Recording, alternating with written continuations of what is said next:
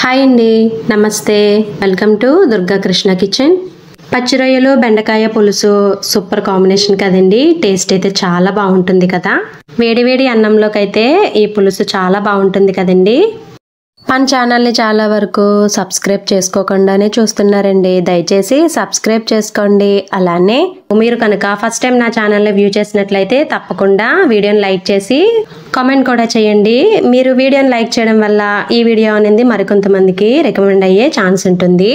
అలానే ఈ వీడియో కనుక నచ్చినట్లయితే తప్పకుండా సబ్స్క్రైబ్ చేసుకుని పక్కనే ఉన్న బెల్ ఐకాన్ని క్లిక్ చేయండి. మిక్సీ జార్లోకి హాఫ్ వెల్లుల్లిపాయ, అలానే చిన్ని అల్లం ముక్కలు ఒక 1 స్పూన్ వరకు వేసుకోండి. అలానే టొమాటో ముక్కలను కూడా మీడియం సైజు టొమాటో ఇక్కడ ఒకటి తీసుకున్నా. తర్వాత చిన్ని దాల్చిన చెక్క, 2 లవంగాలు, ఒక ఇలాచి, అలానే హాఫ్ కప్కి కొంచెం ఎక్కువలోనే ఉల్లిపాయ ముక్కలు కూడా యాడ్ చేసుకోవాలి. దానితో పాటే 1 స్పూన్ వరకు ధనియాలు, హాఫ్ టీ స్పూన్కి కొంచెం ఎక్కువలో జీలకర్ర, అలానే లైట్గా వాటర్ని కూడా యాడ్ చేసుకుని మెత్తగా బ్లెండ్ చేసుకుని పక్కన పెట్టుకోవాలి.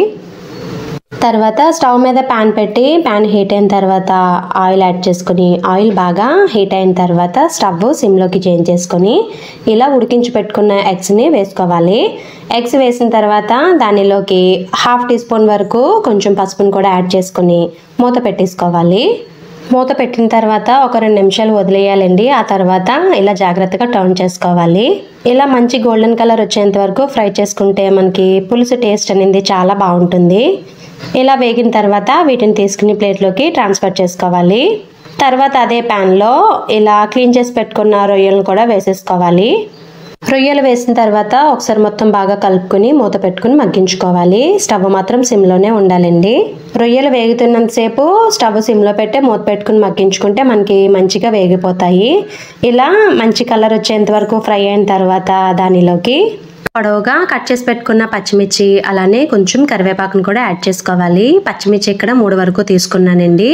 ఇలా పచ్చిమిర్చి కరివేపాకుతో రొయ్యలను ఫ్రై చేసుకుంటే కర్రీ ఫ్లేవర్ చాలా బాగుంటుంది. ఒకసారి మొత్తం బాగా కలుపుకున్న తర్వాత మూత పెట్టుకుని ఒక 2 నిమిషాలు మగ్గించుకోవాలి స్టవ్ సిమ్లో పెట్టి. 2 నిమిషాల తర్వాత దానిలోకి కొన్ని ఉల్లిపాయ ముక్కలు ఉంచుకున్నాం కదండి, అవి కూడా వేసేసుకుని ఫ్రై చేసుకోవాలి.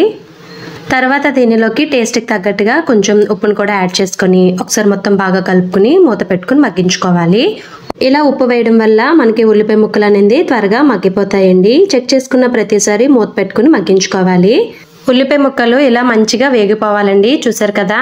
ఇలా వేగిన తర్వాత దీనిలోకి బ్లెండ్ చేసి పెట్టుకున్న మసాలా పేస్ట్ ఉంది కదండి, దాన్ని కూడా యాడ్ చేసుకోవాలి. అలానే లైట్గా వాటర్ని కూడా యాడ్ చేసుకుని ఒకసారి మొత్తం బాగా కలుపుకుని మూత పెట్టుకుని మగ్గించుకోవాలి. మధ్య మధ్యలో చెక్ చేసుకుంటూ ఉండాలండి. మనకి ఎంతలా ఫ్రై అవ్వాలంటే ఈ మసాలా పేస్ట్లోంచి ఆయిల్ అనేది సపరేట్ అయిపోవాలి. అంతలా ఫ్రై అయితేనే మనకి పులుసు టేస్ట్ అనేది బాగుంటుంది. చూసారు కదా. ఇలా ఆయిల్ సపరేట్ అయ్యేంత వరకు ఫ్రై అయిన తర్వాత ఒకసారి మొత్తం బాగా కలుపుకొని దానిలోకి కట్ చేసి పెట్టుకున్న బెండకాయ ముక్కలను కూడా యాడ్ చేసుకోవాలి. హాఫ్ కప్పు పచ్చి రొయ్యలు తీసుకుంటే 1/2 కేజీ బెండకాయలు అనేది కరెక్ట్గా సరిపోతాయి. ఇలా బెండకాయ ముక్కలు మరీ చిన్నగా కాదు, అలానే మరీ పెద్దగా కాకుండా మీడియంగా కట్ చేసుకుంటే పులుసులోకి బాగుంటుందండి. బెండకాయ ముక్కలు వేసిన తర్వాత ఒకసారి మొత్తం బాగా కలుపుకొని మూత పెట్టుకుని మగ్గించుకోవాలి. స్టవ్ లో టు మీడియంకి చేంజ్ చేసుకుంటూ. బెండకాయల్లో ఎప్పుడన్నా సరే ఉప్పు అనేది వేయకూడదండి. అవి ఫ్రై అవుతున్నప్పుడు అలా వేస్తే జిగురు అనేది ఫామ్ అయిపోతుంది. అవి మొత్తం కలిసిపోతాయి కర్రీ ప్రిపేర్ అయ్యే టైంకి. మనం ఎప్పుడన్నా సరే ఫ్రై చేసుకుంటున్నప్పుడు బెండకాయలు అనేది పూర్తిగా వేగిన తర్వాత లాస్ట్లో దించే ముందు ఉప్పు వేసుకుంటే బాగుంటుందండి. ఈ పులుసులు ప్రిపేర్ చేసినప్పుడు ఏంటంటే స్టార్టింగ్ వేసేసుకోవాలి లేదా లాస్ట్లో ఉన్న వేసుకోవాలి. బెండకాయలతో మాత్రం ఉప్పు వేయకండి. ఇలా ఆయిల్ సపరేట్ అయ్యేంత వరకు ఫ్రై అయిన తర్వాత దానిలోకి టేస్ట్కి తగ్గట్టుగా కారాన్ని యాడ్ చేసుకోవాలి. ఇక్కడ నేను 1 టీ స్పూన్ వరకు యాడ్ చేస్తున్నా. కారం వేసిన తర్వాత పచ్చివాసన పోయేంత వరకు ఫ్రై చేసుకోవాలి ఒక 2-3 నిమిషాలు. తర్వాత ఇలా బాగా మగ్గిన తర్వాత ఒకసారి మొత్తం బాగా కలుపుకొని దానిలోకి చింతపండు రసాన్ని యాడ్ చేసుకోవాలి. ఒక పెద్ద నిమ్మకాయకి కొంచెం తక్కువలో తీసుకుంటే సరిపోతుందండి చింతపండు. 1 కప్పు వేడి నీళ్ళు తీసుకున్నారనుకోండి, దానిలో చింతపండుని స్టార్టింగ్గా నానబెట్టేసుకున్నారనుకో జ్యూస్ అనేది మనకి ఈజీగా వచ్చేస్తుంది. కొంచెం చిక్కగానే తీసుకోవాలండి చింతపండు జ్యూసు. ఇలా వేసిన తర్వాత దానిలోకి లైట్గా వాటర్ని యాడ్ చేసుకోవాలి. అంటే మనకి ఈ బెండకాయ ముక్కలు అనేది ములిగేంత వరకు అయితే సరిపోతుంది. ఇలా వాటర్ యాడ్ చేసిన తర్వాత ఒకసారి మొత్తం బాగా కలుపుకొని మీ టేస్ట్కి తగ్గట్టుగా ఉప్పు కారాలు సరిపోయలేవో ఒకసారి చెక్ చేసుకోవాలి. తర్వాత ఫ్రై చేసి పెట్టుకున్న ఎగ్స్ని కూడా వేసుకోవాలి. అలానే 1 స్పూన్ వరకు బెల్లం కూడా యాడ్ చేసుకోవాలండి. ఇలా బెల్లం యాడ్ చేయడం వల్ల పులుసు టేస్ట్ అనేది చాలా బాగుంటుందండి. ఒకసారి మొత్తం ఇలా బాగా కలుపుకొని మూత పెట్టుకుని మగ్గించుకోవాలి. పులుసు సగం మరిగిన తర్వాత దానిలోకి కట్ చేసి పెట్టుకున్న కొత్తిమీర కూడా యాడ్ చేసుకొని మూత పెట్టేసుకుని మగ్గించుకోవాలి. పులుసు మరిగేంత వరకు స్టవ్ హైలో ఉండాలండి. మరగడం స్టార్ట్ అవుతున్నప్పుడు స్టవ్ మీడియంకి చేంజ్ చేసుకోవాలి. చూసారు కదా, ఇలా ఆయిల్ సపరేట్ అయ్యేంత వరకు మరిగించుకుంటే సరిపోతుంది.